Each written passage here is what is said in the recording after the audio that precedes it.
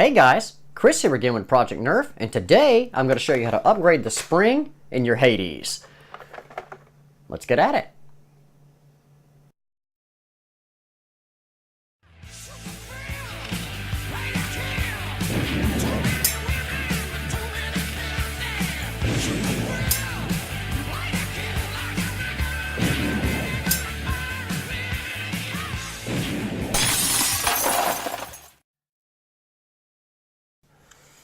Alright guys, let's talk about real quick what we're going to need here. This particular blaster already has a K26 in it, but we're going to put a little bit longer one in there because it can easily handle it. You're going to need a fine screwdriver, and then a number 2 screwdriver with a little bit longer shank on it for these screws back here. 1, 2, and 3. And then you're going to need a fine tip standard screwdriver because there's a couple of hidden screws that we have to pop a couple of covers off. So without further ado, let's just get right into this thing. The first hidden screw on the blaster you want to know about is right here in the handle.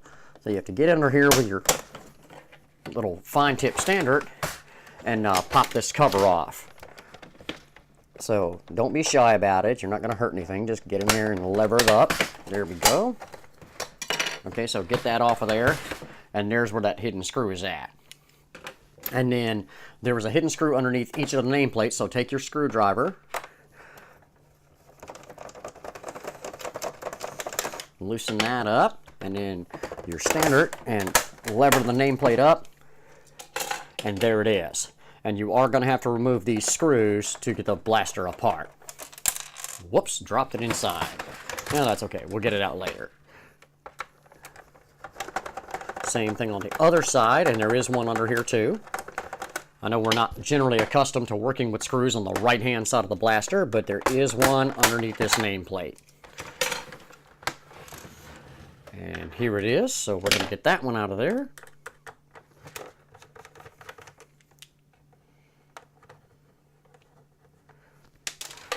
And there we have that. So that's the first thing you're going to do. I'm not going to put you guys to the agony of me taking the rest of the screws out of the body. So I'm going to go ahead and get those done, and I'll get right back to you.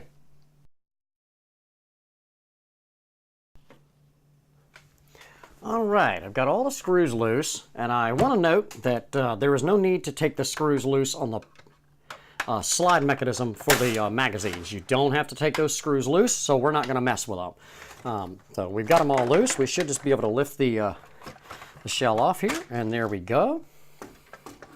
Just set that over here. Here's our new K26 that we're going to put in here. Get that screw that I dropped in there out. Okay guys, the mechanism itself, the whole mag mechanism, just lifted out of the blaster, okay? Alright, there you go. Now you can just set the rest of this aside. You don't need it at the moment. And this is actually, it looks a lot more complicated than it really is. I'm going to walk you right through it here. Okay, so to access the plunger tube and get the plunger rod out, we are going to have to do a little bit of disassembly. So the first thing that we're going to do right here on the catch is you're going to just kind of pull that out of the blaster and let that hang like that. And then right under here, stick a finger under there and lift up on it and just pop this thing out of there. It's just a piece of plastic, and it's got little clips, and it does fit pretty snugly, but a little forcefulness and you can take it right out just like that. So take that off. Okay, and then on the front of the blaster here, and hopefully you can see it, there were 4 screws. 1, 2, 3, 4. So we're going to take those out and take this front plate off. Okay, and that's going to give us access to the plunger tube assembly. So I'm going to go ahead and loosen those up. Now, when I did this before, there is a little spring that rides in here that connects between this plate and the plunger tube, but it actually was giving me some grief, so I just took it out, and I've had no problems since I removed it, so we're just going to leave it out of there.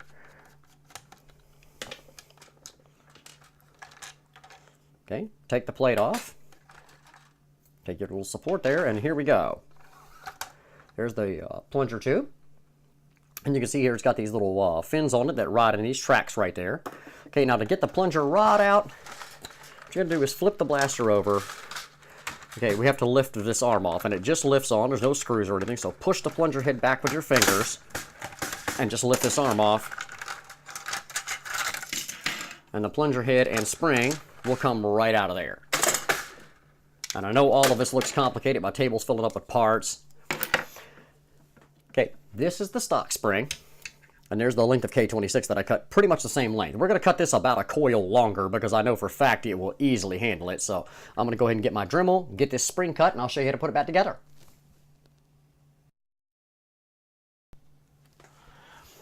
Okay, as you can see, we've got that cut, and I've got it about a coil longer than the stock spring. And as you guys know, this is really being done out of necessity. This blaster was primed from the factory, and it's so however long it from the time it was packed till the time that I bought it and opened it up, the stock spring here actually suffered some compression, and it only chronoed in the low 80s, which is just unacceptable. So our objective here is to get it back up on that rival par of like 100 plus, and I would love to see this thing around 110. That would be awesome. So let me show you how to put it back together. It's really not that complicated. Okay, we're going to take our gear mechanism here. Whoops, I'm dropping stuff on the floor. That's awesome. And just kind of set it up here. Okay.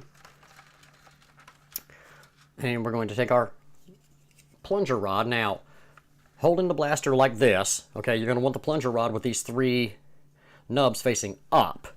Okay, and it has to go in that way. It's the only way it'll fit. So go ahead and just put it back in there. And let it drop in the hole. Whoops. Helps if you put the spring on it first, guys. Like so. Put the spring on, then drop it in the hole. Yes, Chris from Project Nerf can make a mistake. Okay, and again, the same way we took it off, you got to put some tension on it with your fingers and drop this piece on top. Now, this arm will go to this side of the blaster, what would be the left side. Okay, so we want to put this part on there, drop it over top of those holes. Okay, and there you go. The spring and plunger is in the blaster. The plunger tube, okay, goes in with this nub, what would be to the left side of the blaster. So just line it up, drop it over your plunger head, then find your tracks that it rides in. There you go. There's that. Okay. This plate sits on there. Now, don't let this plate confuse you, okay? These fork-shaped pieces right here at the end of my finger go down. If you're holding the blaster like I am, they go just like that. Okay, and it clears this. Like I said, the spring that I was talking about set right there. I don't know what purpose it served, but all it did was screw stuff up for me. So we're going to leave it out. Okay, set your main plate back on and screw it back down.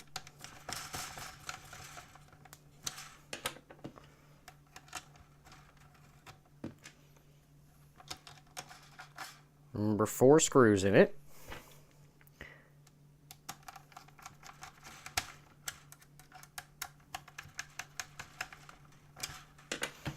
Okay, and we've got that. All that's back together. And we've only got one more part, which is the catch assembly. So you're going to want to take this hole right here and slide the back of the plunger rod, kind of line it up and through it. And there's a hole. Hopefully you can see it on the camera here, right here into the clear plastic that this nub sits in. But what you got to do is set it on here. Okay, you ready for this, guys? There you go. That's all you got to do to get that back in there. Then line it up with your rod and drop it in place. Okay, this is now ready to go back into the blaster shell. So get your shell.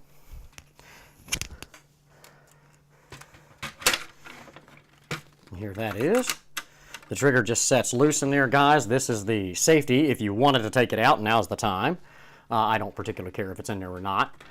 Okay, so take and put this thing back in there, line it up.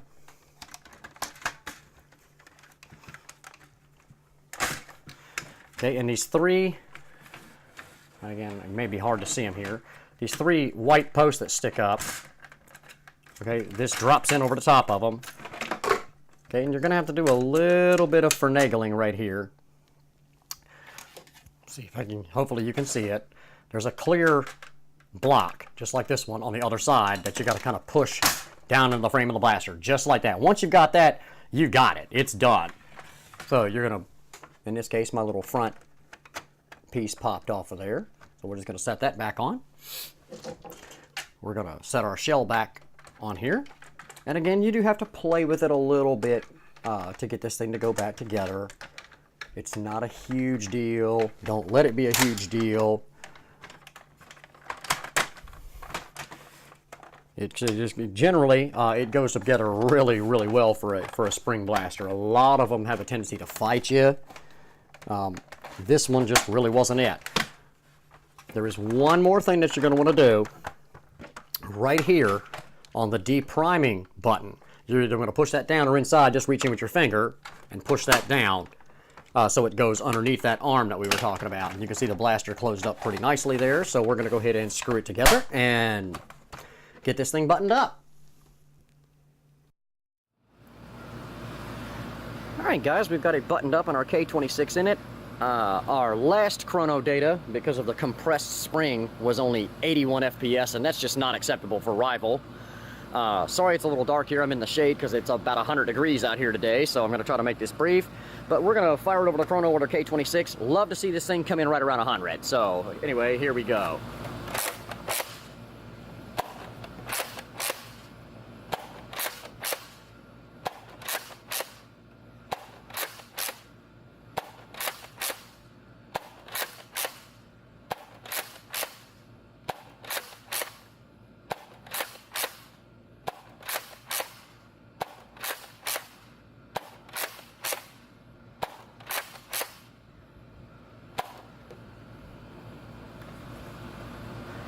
All right, let's take a look here. Our high was 104, our low was 97, and our average was 100 right up and down, guys. That is a 19 FPS improvement over our original chrono test with it. I am incredibly pleased about that. Pretty easy job, so you guys break out these Hades and go ahead and put that K26 in there. Alright guys, hope you enjoyed that. As you can see, a very nice improvement. Pretty easy job. Really only takes about 15 minutes if you're not talking to a camera and trying to show off. So guys, till next time, this is Chris for Project Nerf saying have a blast.